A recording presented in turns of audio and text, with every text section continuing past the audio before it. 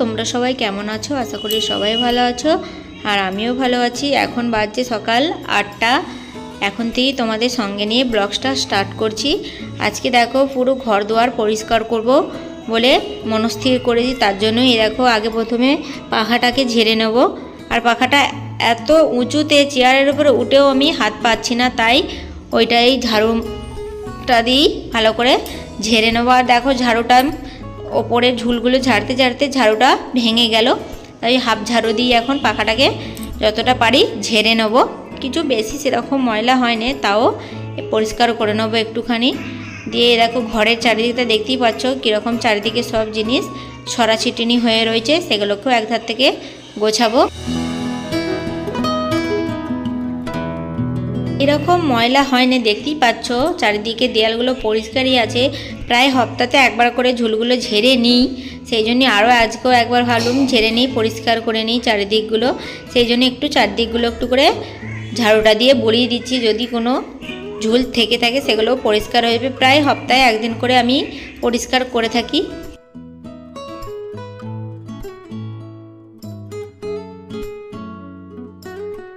আমরা এখানে ভাড়া বাড়িতে থাকি, একদম নিচের তলায় থাকি।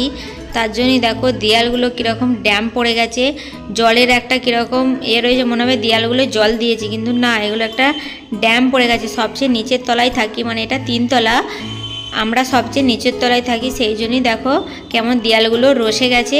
আর এইদিকে জানলাগুলো পরিষ্কার করে নেবো। আর এই পর্দাটা,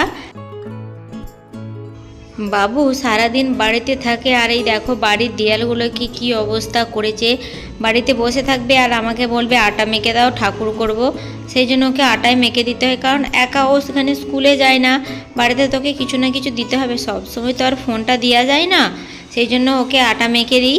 সেই আটা দিই ও এখন এইখানটায় বসে বসে, মানে এই জানলাটার এইখানটায় বসে বসে ঠাকুর তৈরি করে। আর ওই যে কালার কিনে দিয়েছি, সেই কালার দিয়ে ঠাকুর করবে।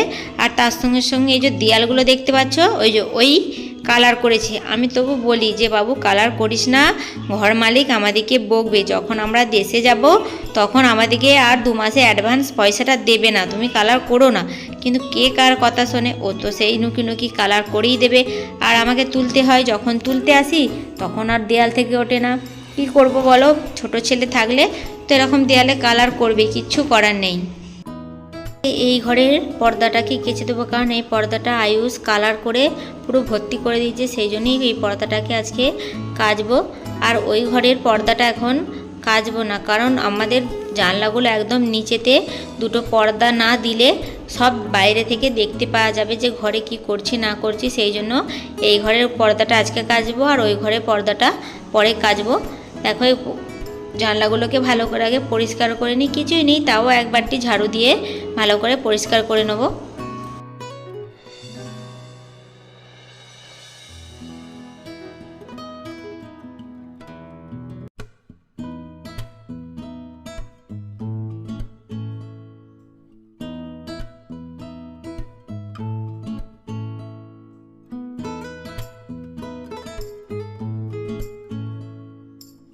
আর একটু সাবধান হলেই এক্ষুনি আমার মাথা, এই যে পর্দার রডটা এক্ষুনি পড়ে যাচ্ছিল, এক্ষুনি আমার মাথাটা ফেটে যাচ্ছিল। যাক মাথায় পড়েনি, দেখো পর্দাটা খুলে গেছে আর পর্দাটাও আছে। কাচবো না, কারণ পর্দাটা এই 2 দিন আগে কেচেছিলাম, সেই জন্য। আর আজকে পর্দাটা কাচবো না, সব একসঙ্গে পর্দাগুলো কাচি না, কারণ এক একটা করেই কাচি। আজকে এটা কাচি নয় কালকে ওটা কাচি, এরকম করেই পর্দাগুলোকে কেচে নিই। দেখো ওটাই পড়ে গেল ভালো করে দিয়ে। আর এই যে এখানে প্রায় যখনই আমি ঝুল ঝাড়বো তখনই শুধু পড়েই যাবে। এটা আমরা লাগাইনি, যারা এখানে আগে ভাড়া ছিল প্রথমে তারাই লাগিয়ে দিয়ে গেছিলো। আর পর্দাটা তো আমরাই কিনেছি। দেখো প্রায় সব ঝুল ঝাড়া হয়ে গেছে, বাইরেটা আর ঘরটা সবই ঝুল ঝাড়া হয়ে গেছে আমার কমপ্লিট। এবারে যা সব আছে সেগুলো, এবারে আলমারি এগুলো সব পরিষ্কার করব। যতই আলমারি পরিষ্কার করি না কেন, পরিষ্কার করার পরও দেখতে পাবে কোনো জিনিসের জায়গায় নেই, কারণ বাড়িতে ছোট ছেলে থাকলে কোনো জিনিস জায়গাতে কোনো দিনই পাবে না, তবুও পরিষ্কার করতে হবে।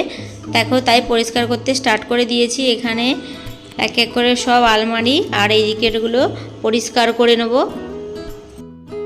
আমার ভিডিও যদি ভালো লাগে তো লাইক, কমেন্ট, শেয়ার ও সাবস্ক্রাইব করতে ভুলো না যেন। দেখো আলমারিগুলো পরিষ্কার করে নিই। আজকে একটু বেলায় হয়ে গেছে, ঘুম থেকে উঠেছিলাম একটু বেলাতে, আবার এই যে ঘর দুয়ার পরিষ্কার করছি, সেও বেলা হয়ে যাবে। দেখি আজকে কত দূর কি রান্না করা যায়।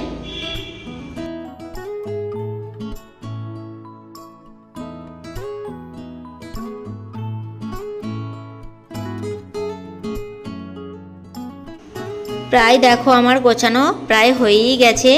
আর যে কোনো জিনিস অগোছালো থাকলে সেগুলোকে ভালোভাবে গুছিয়ে রাখলে সেগুলো দেখতেই সুন্দর লাগে। দেখো প্রথমে দেখেছিলে কত চারিদিকে ছড়িয়ে ছিটিয়ে ছিল, আর এখন দেখো গুছিয়ে দিয়েছি, অনেকটা পরিষ্কার লাগছে।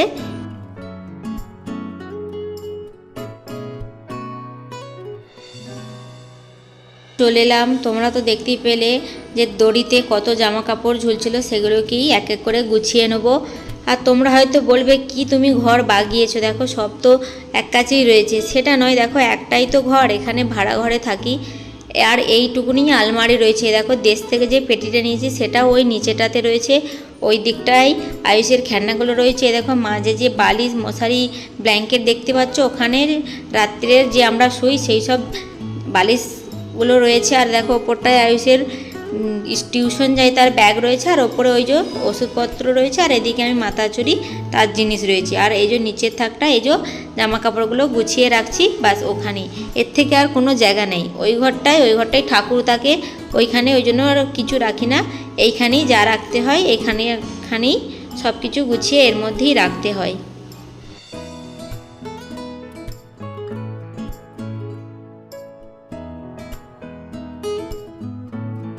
এখানে দেখো আমার সব কিছু গোছানো হয়ে গেছে। এখানে আমার যাবতীয় মেকআপ আর কি বলে না, সেই সব রয়েছে। আর দেখো নিচেটা পরিষ্কার, নিচেটাই সব জামা কাপড় রয়েছে, সব গুছিয়ে দিয়েছি একদিক থেকে।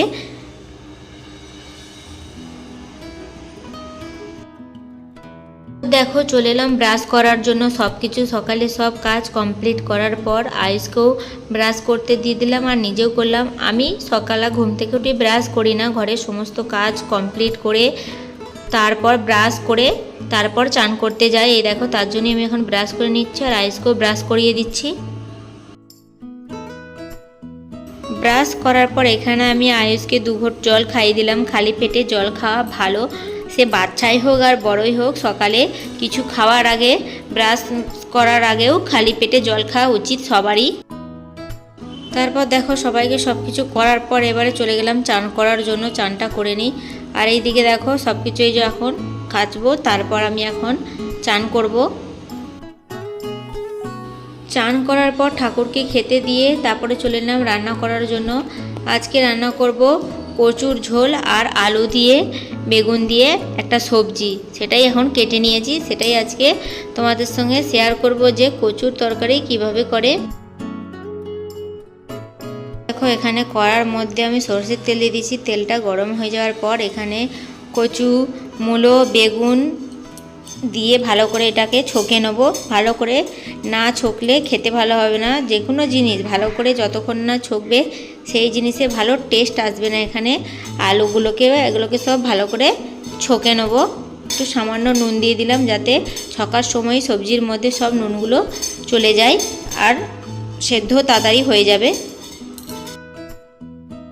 দেখো ভালো করে আমার ছকা হয়ে গেছে। এরপর আমি এর মধ্যে জল দিয়ে দেবো, পরিমাণ মতন জল দিয়ে এর মধ্যে নুন, হলুদ, লঙ্কা, জিরে, ধনে সব একসঙ্গে দিয়ে ভালো করে সেদ্ধ করে নেব। এখনই সব কিছু দিয়ে দেবো, দিয়ে ভালো করে ফুটিয়ে নেব।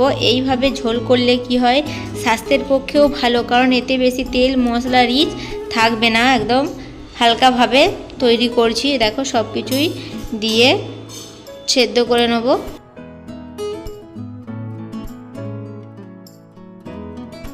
দেখতেই পাচ্ছ এখানে কচু, বেগুন, মূলো সবই সেদ্ধ হয়ে গেছে। এবার এটাকে আমি এখন তুলে নেব।